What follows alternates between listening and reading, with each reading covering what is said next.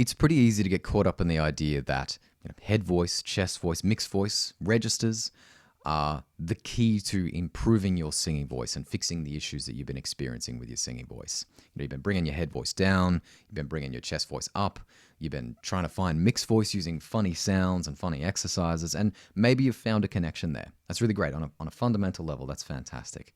Maybe you've even found a little bit of a slightly higher range with a little bit of a fuller sound. But when you connect, it's definitely going to go into full head voice, right? And when you sing real songs, you can't really sing it in mixed voice the way that you think people have been telling you to do it, right? And that's because at a certain point, head voice and chest voice don't actually exist in the way that they probably do for you right now. There's two voices. There's your light, girly, weak head voice. There's the masculine chest voice if you're a guy, or just a full voice if you're a girl. Then there's some sort of connection point in the center, like a teeter-totter, but it's not really a full voice from top to bottom, right? And that's most likely why you're watching this video and following my channel. If not, hit the subscribe button and you will be in a second. And that's because the vowel ultimately, the frequencies of the vowel actually dictate your register at a certain point in your progress as a singer. We're going to keep this really, really simple, and I'm going to give you some examples. Let's take any sound. Let's take the word hey, H-E-Y, right? Any pitch, doesn't matter. Hey. That sound that you're hearing, that word that you're hearing, hey, the center of that is a frequency, or multiple frequencies which sit together, right? Hey. And they give you that kind of illusion of a long-form version of that vowel, of that sound. This comes from vibration of the vocal folds. Air is released, the vibrating vocal folds excites this air, we get harmonics, and we get that vowel that you think you're hearing, right? Now what about the pitch? Hey, that pitch that I'm singing that sound at. Okay, this also comes from, I'm releasing air, the air's being excited by vibration of the vocal folds, and then this is our pitch. The speed of vibration of the vocal folds is our pitch, right? Uh-oh. We have a little bit of a conflict of interest here, right? We've got two separate things, two separate sounds, multiple sounds coming from the same mechanism.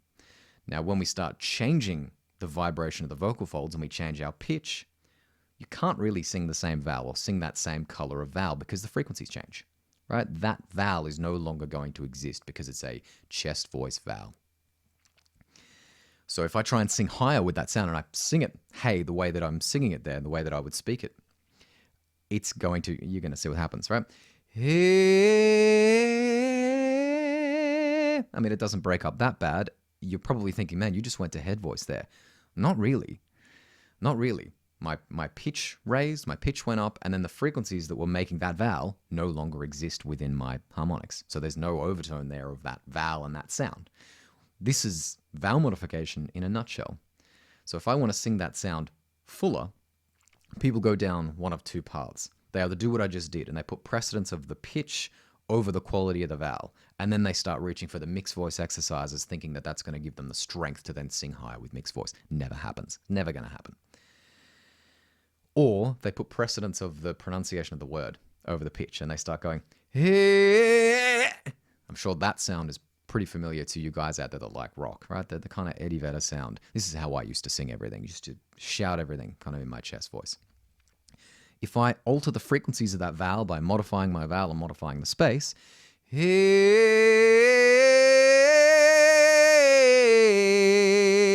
you're probably hearing me go to mixed voice, right?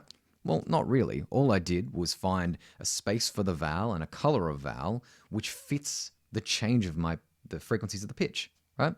They're now somewhat matching somewhere along the way. The harmonics that come from that pitch make something similar to that vowel.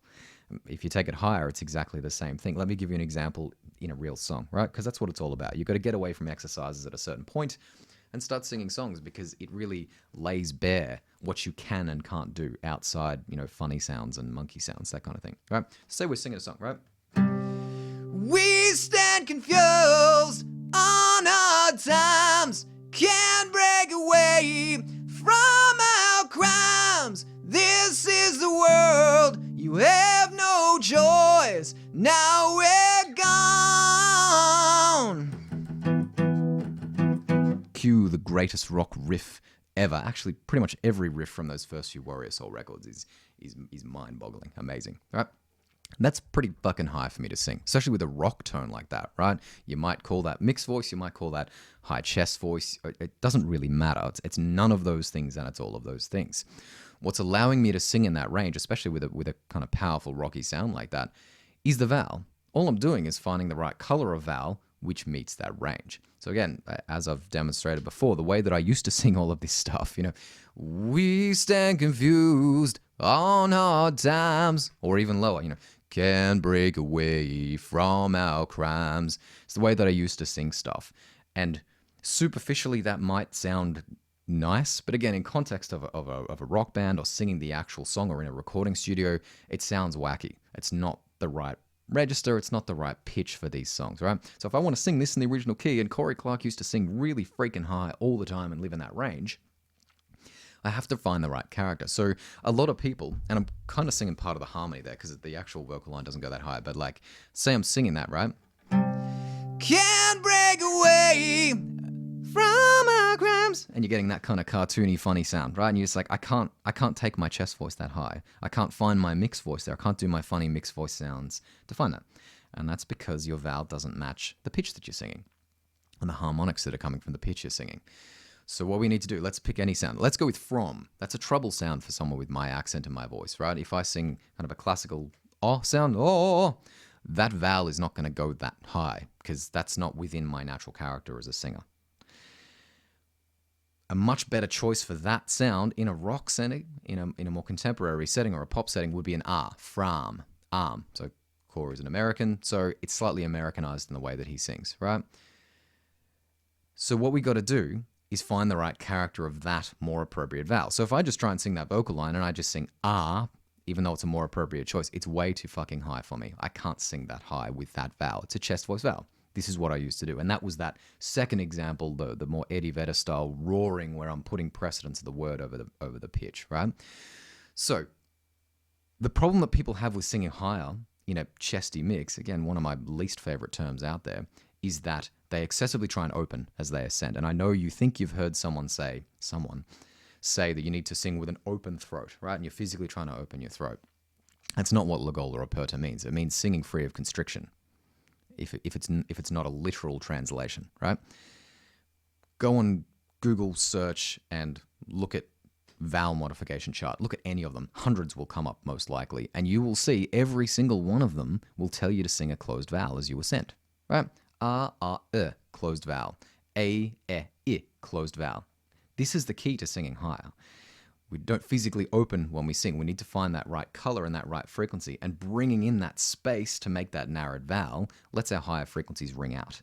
So if I try that line again, you're going to hear me singing more of an sound on that right? So it's not from, it's from, right? Can break away from our crimes. You hear that? From our crimes. This is exactly the same premise as singing Man in the Box is another, great example of this, right? It's a semitone down from this at the B flat. So say we're singing, Feed My Eyes, right? The way that Lane wanted to belt that or chose to belt that, he chose an A vowel instead of an E. He's not singing feed my eyes, he's singing fade, right? But again, that's a chest voice vowel. It's definitely not what he sings. I know you think he's singing in full chest voice. He's definitely not. The vowel dictates the register. So really what he's singing is fed, not fade, fed, and he's very slightly narrowing the top of that.